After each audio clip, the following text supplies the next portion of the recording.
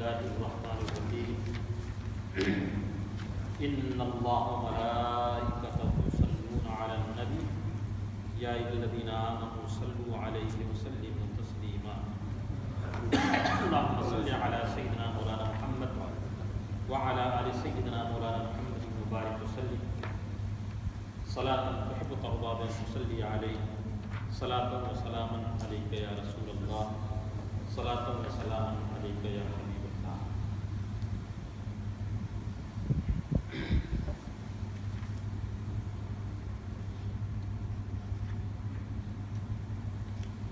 الحمدللہ آج رمضان المبارک کی 17ویں تاریخ بلکہ سے دیگر 17واں روزہ مکمل ہوا. اسلامی تاریخ میں آج کا یہ دن 17 رمضان المبارک کا قرآن کی زبان میں یوم الفرقان ہے.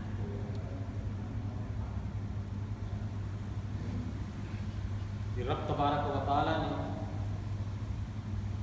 بدر کے میدان میں اپنے حبیب اور حضور سید دو عالم نور مجسم صلی اللہ تعالی علیہ وسلم کے صحابہ جو عظیم الشان فتح مبین اور مسلمانوں کی مدد فرمائی، حمایت و نصرت سے اسلام کو سربلند فرمایا، اس غزوہ بدر کی تاریخ میں ایک اہم موڑ لیا کہ کفار اور مشرکین چاروں شانے چت ہو گئے اور جو ان کی ریشہ دوانی تھی اسلام کے خلاف، محسن انسانیت پیغمبر کائنات جناب محمد رسول اللہ صلی اللہ علیہ وسلم کی ذات اور آپ صلی اللہ علیہ وسلم کے مشن کے خلاف غزوہ بدر نے کو بالکل پسپا کیا اور اللہ تعالیٰ نے مسلمانوں کو وہ شوکت، وہ غلبہ عطا فرمایا کہ کفار کی کمر ٹوٹ گئی.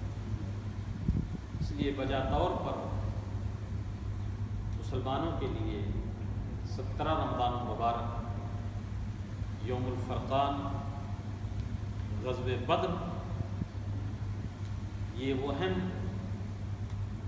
تاریخ اسلام کا حصہ ہے کہ ہمیں کبھی بھی اس کو فراموش نہیں کرنا چاہیے.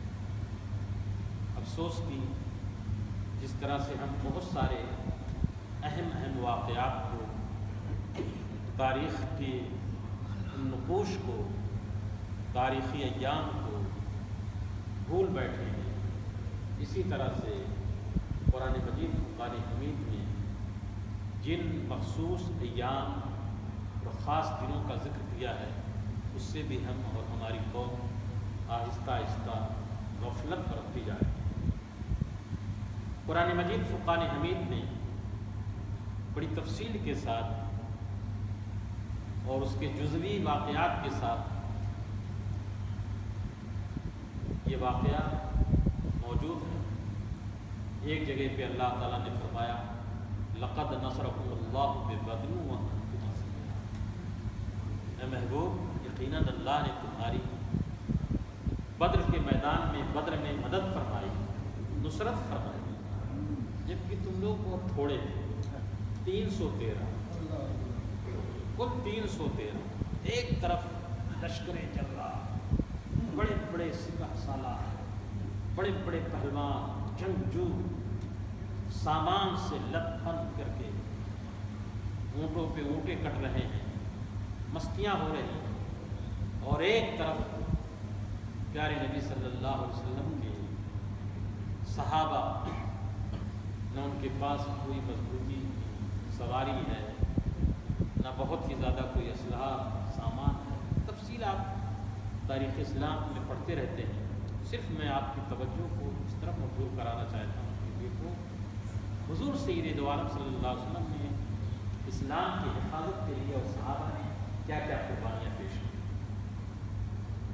حضور کو معلوم ہوا، صحابہ سے مشورہ ہوا، مشورے کی بنیاد پر حضور باہر نکلے اور ادھر سے کفار مکہ مکرمہ سے اب بدر کے میدان میں، وہ کنویں کے نام پہ ہے یا اس کے کنویں کے مالک کا نام بدر تھا اس لیے ہوا، جو بھی وجہ تسمیہ ہو، بہرحال قرآن نے اس کو محفوظ کر دیا اور ہم اسے بدر کے مقام کے نام سے جانتے ہیں.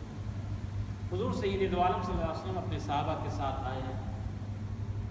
رمضان شریف کی گرمی تھی، سختی تھی، پیارے نبی صلی اللہ علیہ وسلم نے پڑاؤ ڈالا، رات بھر حضور دعا کرتے اور حضور صلی اللہ علیہ وسلم کے لیے ایک عریش، ایک چھپر بنا دی گئی تھی کہ وہاں حضور صلی اللہ علیہ وسلم تھے. کسی نے حضرت علی رضی اللہ تعالیٰ عنہ سے ان کے زمانے میں، حضرت علی کے زمانے میں یہ سوال کیا یا حضرت علی نے پوچھا کہ لوگوں میں سب سے زیادہ بہادر کون ہے؟ من اشجع الناس، لوگوں میں سب سے شجاع بہادر کون ہے؟ ظاہر سی بات ہے کہ حضرت علی کے ماننے والے، محبت کرنے والے جتنے لوگ بھی موجود تھے، انہوں نے بیک وقت کہا کہ حضور آپ شیر خدا ہیں، سیف اللہ ہیں، مولائے کائنات ہیں، حیدر کرار ہیں، آپ سے زیادہ شجاع کون ہوتا ہے؟ سب سے زیادہ شجاع اور بہادر تو آپ. کہا نہیں، یہ تمہاری محبت اپنے لیے، میں سب سے شجاع اور بہادر نہیں ہوں. سب سے شجاع اور بہادر سیدنا ابوبکر صدیق، نعرہ تکبیر، نعرہ رسالت. اور انہوں نے پھر بدر کی اس رات کا واقعہ بیان کیا کہ کسی کی ہمت نہیں پڑ رہی تھی کہ حضور صلی اللہ علیہ وسلم کے عرش کے پاس رہ کر کے پاسداری کرے. وہ حضرت ابوبکر صدیق ہی تھے کہ تن و تنہا کھڑے ہو کر کے عرش کے پاس حفاظتی معاملات کے لیے تیار تھے. اور جب اللہ کے پیارے حبیب صلی اللہ علیہ وسلم نے سجدے میں سر رکھ کر کے دعا کی، کیا کیا اللہ سے دعائیں کی، بہت کچھ تو حدیث کی کتابوں میں موجود ہے، اور کیا راز و نیاز کی باتیں تھیں یہ تو خدا اور اس کے رسول بہتر جانتے ہیں. لیکن اس میں ایک ٹکڑا یہ تھا کہ اے معبود برحق، اے اللہ، یہ مٹھی بھر، یہ عصبہ، یہ چند لوگ، چند سو تیرے بندے میدان میں نکلے ہوئے ہیں، اگر یہ ختم ہو گئے تو قیامت تک تیری کوئی عبادت کرنے والا نہیں ہوگا، تیری بندگی کرنے والا کوئی نہیں ہوگا، تیری عبادت کوئی نہیں کرے گا. آقائے کائنات اس الہا و زاری سے دعا فرما رہے تھے کہ اللہ اکبر. حضرت ابوبکر صدیق نے کہا کہ چادر شان اقدس سے ہٹ گئی تھی، میں نے چادر کو پکڑتے ہوئے کہا یا رسول اللہ، آپ درد آپ کی دعا کو قبول کرتا ہے، کیوں آپ کو؟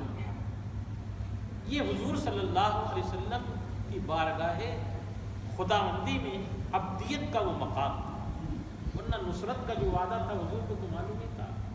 اور حضور کے ساتھ جو نصرت کا وعدہ تھا، اللہ کے پیارے حبیب نے کہا کہ اے اللہ، تو نے جو وعدہ فرمایا اسے پورا کرنا.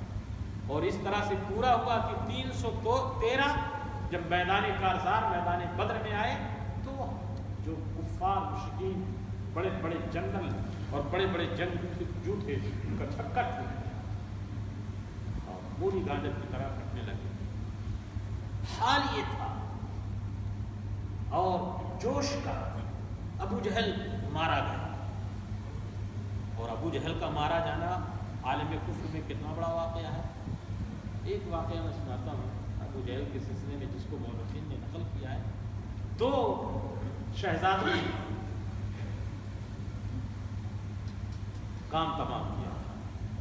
وہ آئے مجھے کہا چچا جان کون ابو جہل ہے؟ چونکہ چھوٹے تھے پہچانتے نہیں تھے ابو جہل کون ہے. کہا کیا کرو؟ کہا چچا جان ہم نے یہ سنا ہے کہ یہ نالائق بدنہاد ہمارے آقا کو گالیاں دیتا ہے. ہم اس کا کام تمام ہی کر کے رہیں گے۔ فرماتے ہیں حضرت عبدالرحمن بن عوف کی میری نگاہ پڑی، میں نے اشارہ کیا کہ یہ جس طرح سے باز شاہین چھپٹتا ہے اسی طرح سے دونوں چھپتے اور آنند فانند جو ہے ختم کر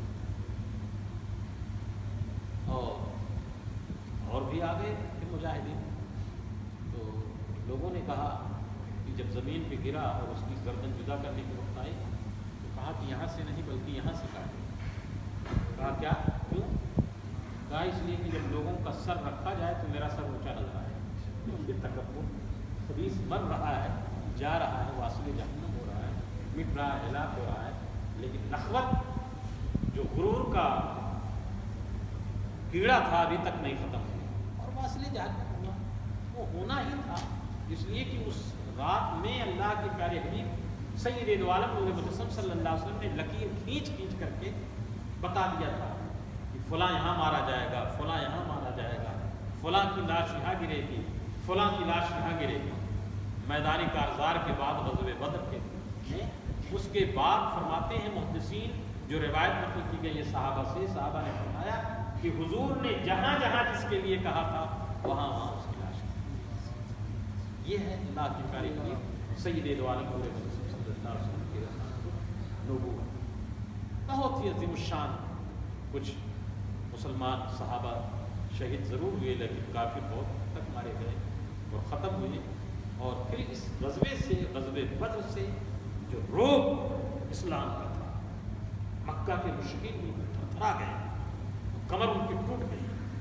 اب جتنی تیزی کے ساتھ وہ اسلام کو روکنا چاہتے تھے وہ ہمت ان کی نہ رہی۔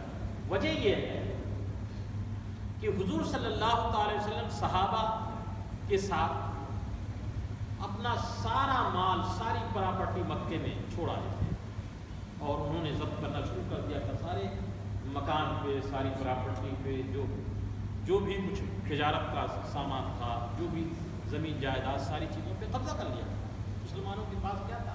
مدینے میں آئے بے سر و سامانی کے عالم سے نہیں، لیکن پھر بھی ان کو یہ منظور نہیں تھا کہ حضور صلی اللہ علیہ وسلم اور آپ کے صحابہ جو ہیں اسلام پہلے، لیکن اللہ نے جو وعدہ کیا تھا اس وعدے جلیلہ کو، اس وعدے کو پورا فرمایا۔ لقد نصرکم اللہ ببدر وانتم اذلہ، کہ یقیناً رب تبارک و تعالیٰ نے اے محبوب، اے میرے محبوب کے ساتھیوں، تمہاری مدد کی اللہ تعالیٰ نے میدان بدر میں، جبکہ تم بہت تھوڑے سے نہیں بلکہ جب 313 تھا تو لرزتا تھا زمانہ، آج کروڑوں ہیں تو کرتے ہیں بڑا۔ وجہ یہ ہے کہ جب تک جوش ایمانی ہوتا ہے، سچائی ہوتی ہے، سچ اور حق کی تمیز ہوتی ہے، تو ہمیشہ رب تبارک و تعالیٰ نے حق کی نصرت فرمائی ہے۔ آج 51 52 اسلامی ملک ہیں، لیکن آپ دیکھ سکتے ہیں کہ کون لوگ ہیں، کیسے لوگ ہیں۔ صرف کفِ افسوس کے اور کوئی چیز آپ کی کیا بیان کر سکتے ہیں۔ اس قدر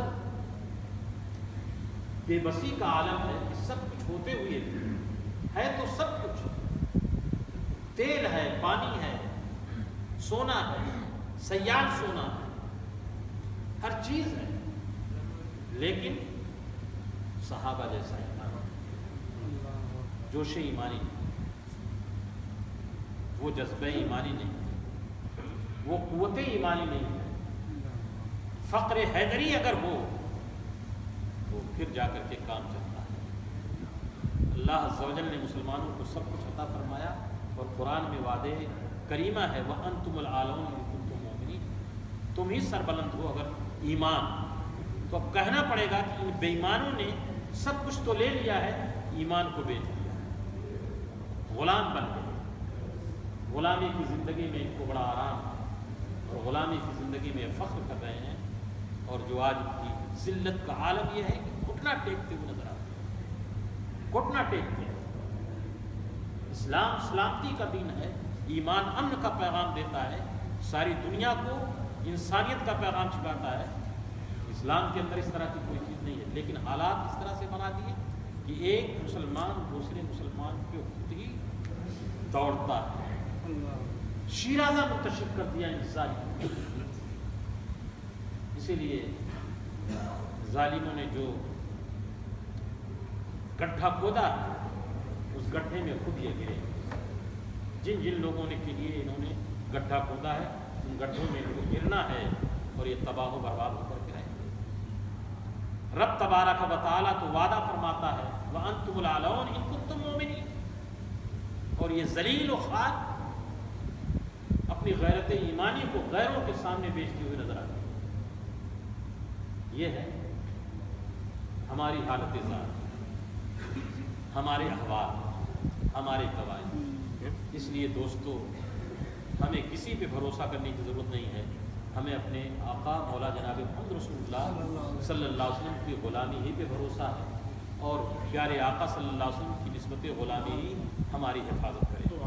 جن جن لوگوں کے ہاتھوں میں دامن مصطفیٰ ہوگا وہی دین و دنیا کی فلاح پائیں گے، دین و دنیا کی سرخروئی پائیں گے، اور جو جو لوگ چاہے وہ حکومت رکھتے ہوں اگر وہ دامن مصطفیٰ کو چھوڑیں گے تو ان کو کسی نہ کسی کا، کسی دنیا کے کسی نہ کسی ظالم کا غلام بننا پڑے گا، اور غلامی ان کی مکمل ہو چکی ہے۔ اس لیے دوستو ماہ مبارک کی یہ 17ویں تاریخ ہمیں اس یوم فرقان کی یاد دلاتی ہے کہ قلت و کثرت پہ معاملہ نہیں ہے معاملہ صرف اور صرف ایمان اور قوت ایمان ہے۔